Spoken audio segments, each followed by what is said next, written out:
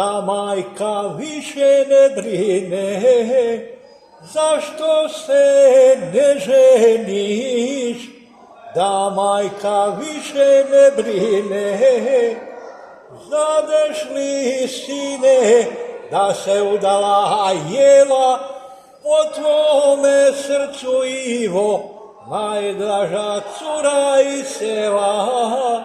Znadeš li, sine, da se udala Jela, po tvome srcu Ivo, najdraža cura iz sela.